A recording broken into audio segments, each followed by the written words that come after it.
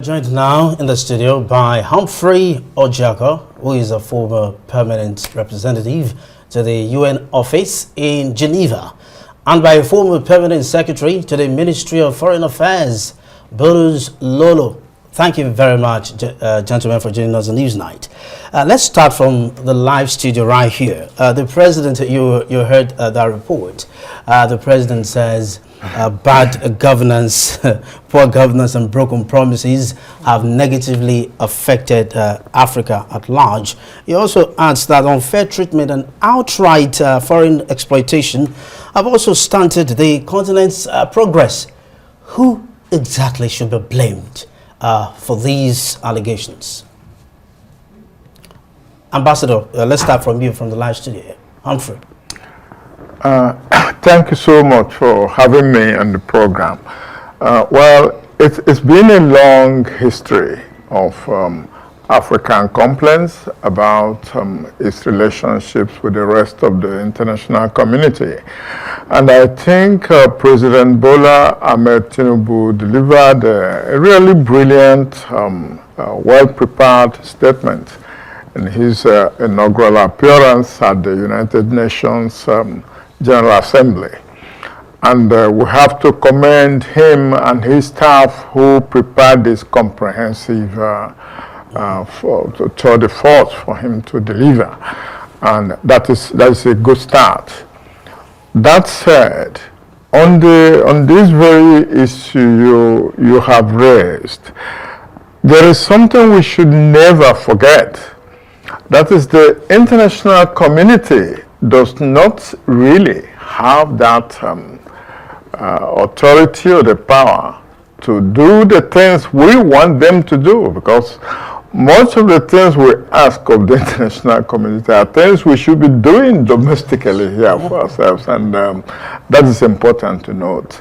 I know that, yes, a lot of cooperation is required to solve some of the issues we have in the continent, in Nigeria in particular. But again, the issues the president has raised, yes, need international cooperation.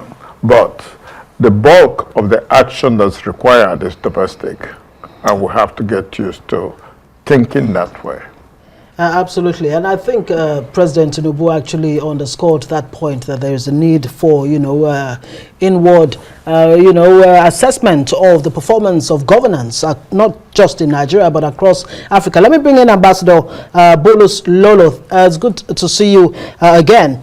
First, your impressions about President Tinubu's speech and some of the key points. 5 of them, that he underscored. The issue, of course, of the illicit funds outflow, violent extremism aided by external forces. He did not fail to underscore that point. I'd like you to address some of the main issues that President Tinubu addressed in his speech.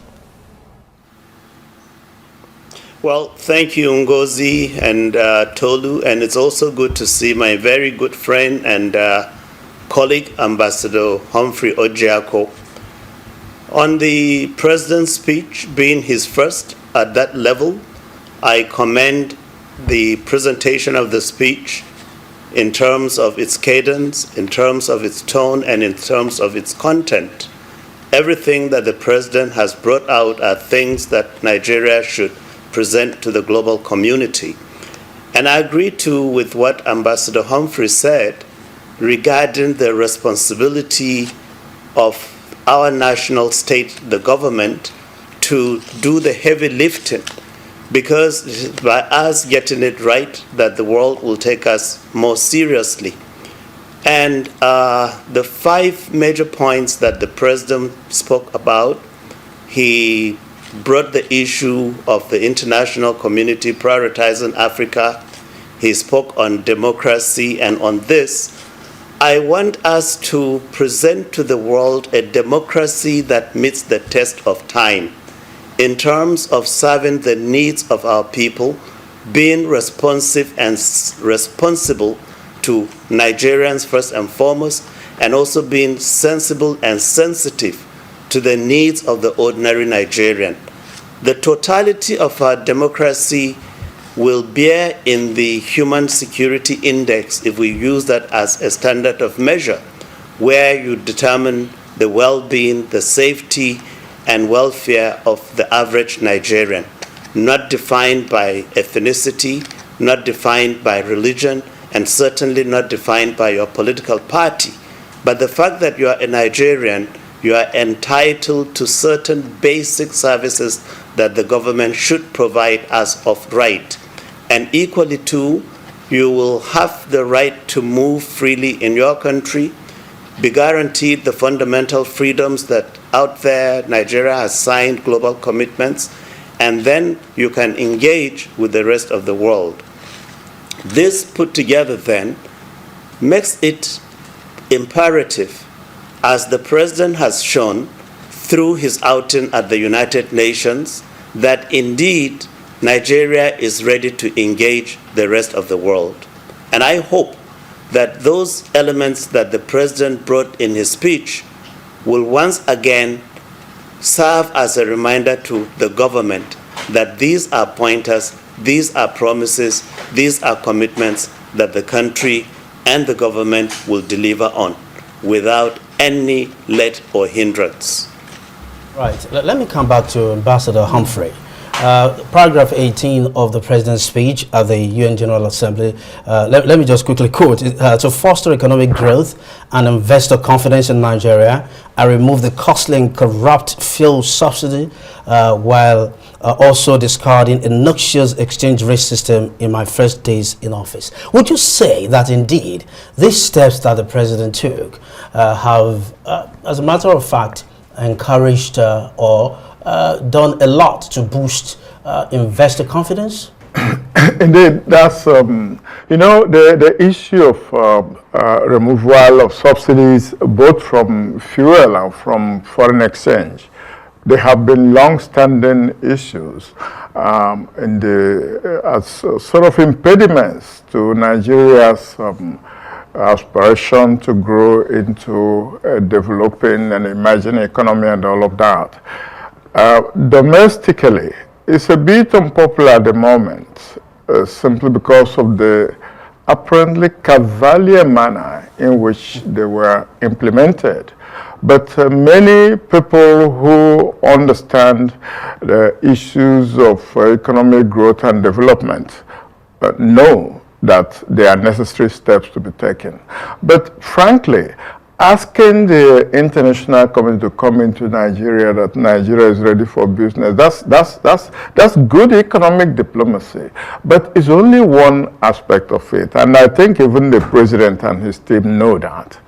The major impediments to international or foreign direct investment in any country is not lack of knowledge on the part of the potential investors. Sometimes they know more than we do about the investment and business environment in the country. What economic diplomacy does is to validate what they already know. And what do they know about Nigeria? What the President is talking about is security, insecurity, is stability, instability of policies. Maybe that is one aspect. The other one is the infrastructure deficit that exists here. You want to invest in Nigeria, you have to bring your own power supply, you have to bring your own water supply, sometimes your own security systems, and so on. Those are impediments that are domestic issues. And these are crucial, critical domestic issues that improve the environment. The other one, that is a bit a low-hanging fruit for a government that is determined to really invite the global community to come and invest in Nigeria, is the processes of investment, the processes of doing business. When you want to register a business in a country, how many days, hours, minutes, or weeks, or months, sometimes longer does it take you? So, removing some of the bottlenecks, some of the red tape, the excessive bureaucratic lengths you have to go to process a simple business registration. Those are aspects, they call them ease of doing business. Again, I think Nigeria owes itself something if we really need to go this way. Let's not talk about the areas of transparency, corruption, and all those things that stand in the way of anyone. One other thing that is of crucial importance, which I'm sure the administration is well aware of, is that domestic investment is as important, sometimes more important than foreign direct investment. And this is an aspect we are neglecting. Absolutely. Very well said. Let me bring in Ambassador Bolus Lolo. In your estimation, how sincere really do you think the global community is, in terms of readiness to engage with Nigeria, indeed, to engage with Africa? And you heard President Tinubu say, look, we're asking for partnership and cooperation. Some have said, look, trade, not aid. How important is it for President Tinubu to underscore the point of partnership, the need for partnership? How do you think the global community should be responding to this?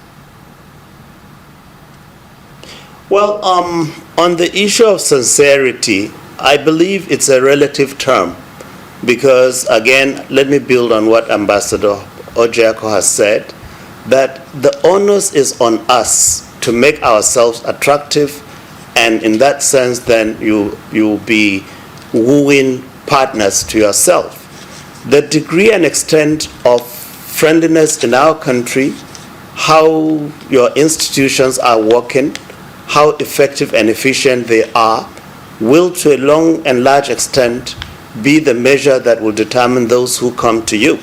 But when you wake up every morning and you hear in the news that this and that person has been captured, some taken from their homes, others from their places of work, it scares the hell out of even ordinary Nigerians, talk less of foreigners living in this country.